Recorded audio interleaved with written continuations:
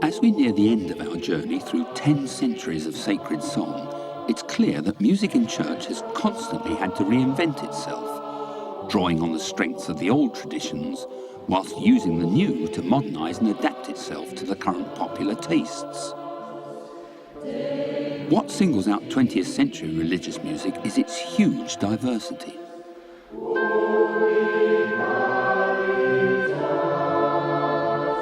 It was this which the Taizé community in southwest France seized upon when it decided to use music to spread its message of peace and reconciliation. Now popular in many countries, and especially with the young, all are able to join in the services by singing these tuneful and simple chants, many of which sound as though they could have been written several centuries ago.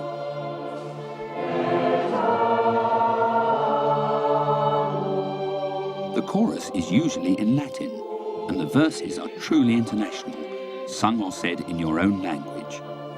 One of the secrets of Taizé's success is that everyone takes part, whatever their musical ability.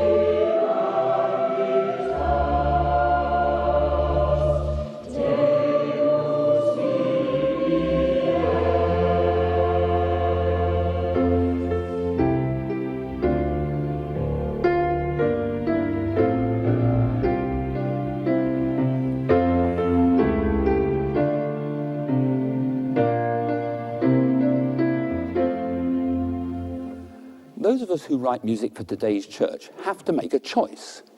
Should we, for instance, reflect the glories of the past, or should we come right up to date with the sounds of the 1990s?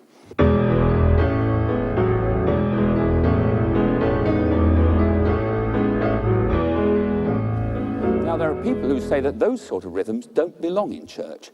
How can you possibly worship God with pop music, they say? Well, that's always been the case. The medieval monks at Reading Abbey danced around on Easter Day, singing their sacred words to a pop song. George Frederick Handel and Henry Purcell both wrote music for the theatre, and both wrote music for the church.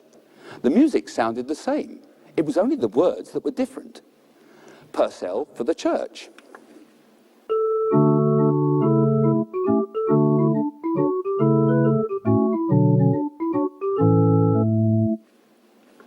Purcell for the theatre.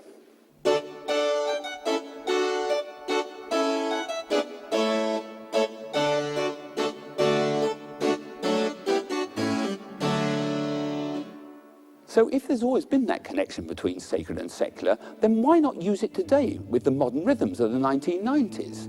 After all, we have the technology for it, and also there are many congregations who want to hear it.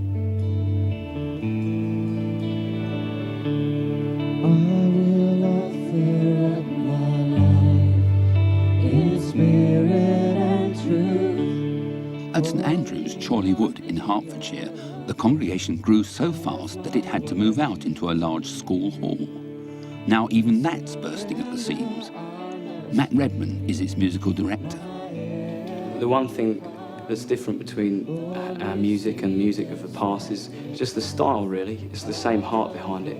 We just got hearts that are overflowing with love for God, and it's just coming out in the music, just as it has through the centuries. Even right back to the Psalms, where David was just pouring out his heart in song. To so loving a King, Savior, what can be said? We're playing all different kinds of music, really, and some really fast stuff and some really slow stuff. You know, there's times where we're kind of joyously just giving it all, dancing about, really loud music, and just expressing again what's in our hearts. Not even in part of the dead of love that is on my thankful heart.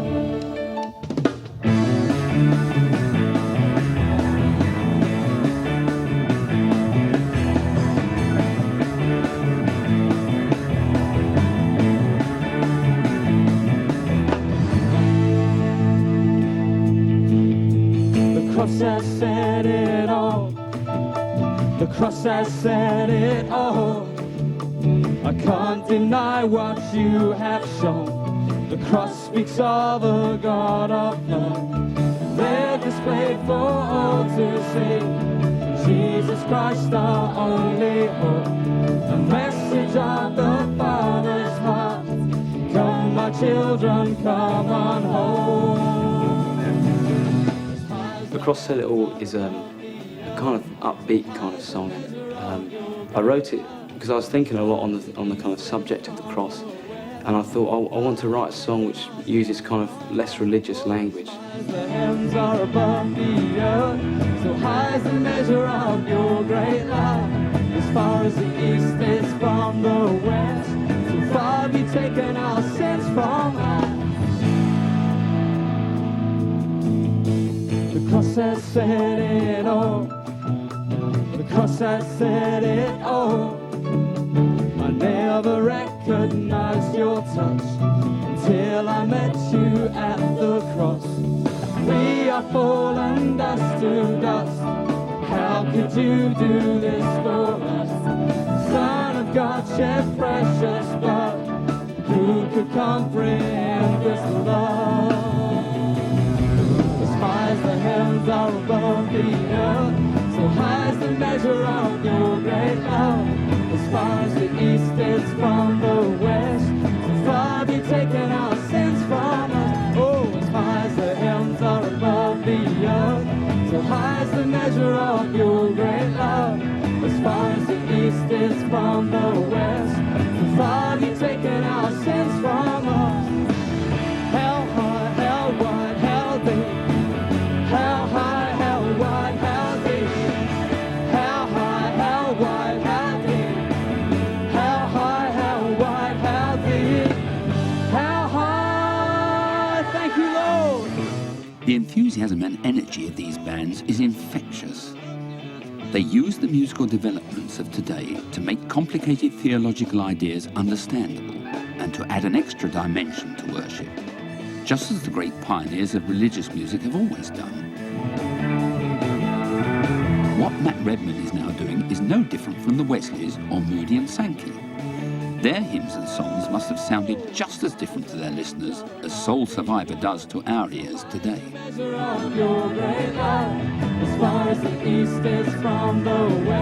Christian rock will take its place in the long heritage of church music, just as those previous radical changes have done. Matt Redman and his band are helping to bring religious music bang up to date, even though there will be some people who will take time to accept it.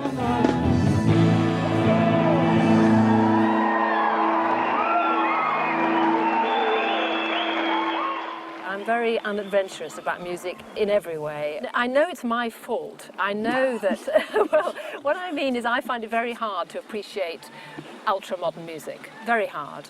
But I suspect, I mean, Mozart is probably my favourite composer in the universe. I could spend probably the rest of my life listening to anything by Mozart. But I'm sure if I'd been around when he was born, I'd have said, what is this modern rubbish? You know, I'm not saying that's the good music. I'm saying that it probably takes me 100 years at least to catch up.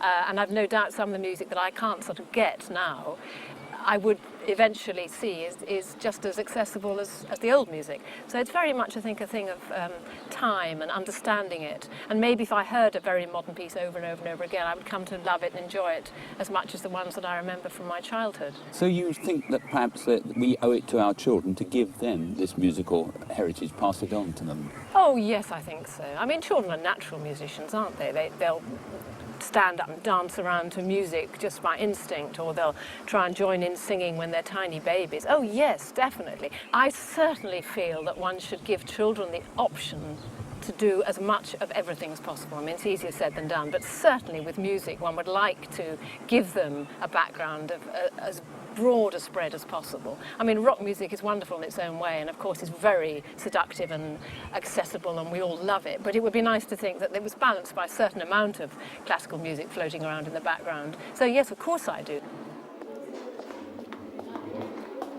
Now remember, we've had the story of a little boy. If religious music is to continue to appeal to popular tastes, it must be adaptable, but not lose sight of its roots. Diversity is the name of the game, and in schools, where the next generation of innovators are now growing up, children need to find their own ways of expressing their musical skills. And we're going to put that into a musical pathway.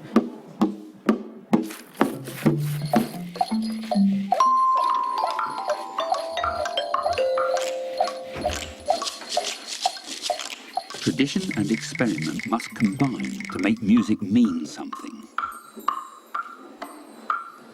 Adam, why do you think people make music? To dance to it. To dance to it.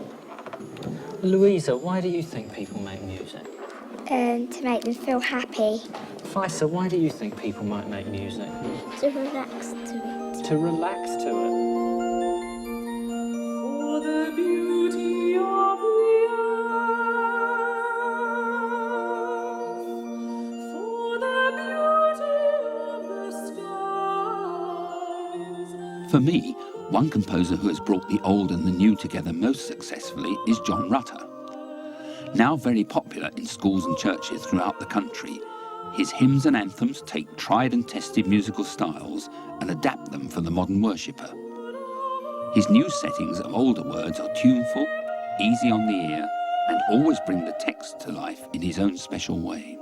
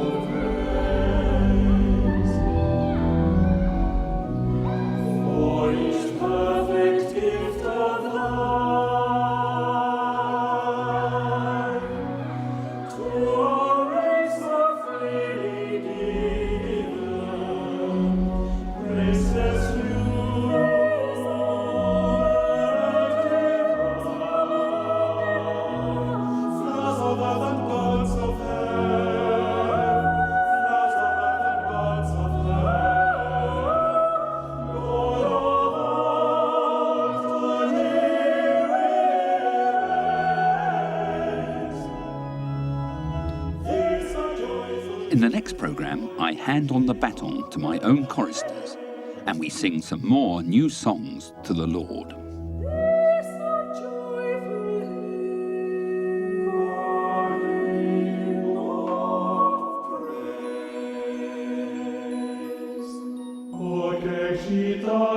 Lucifera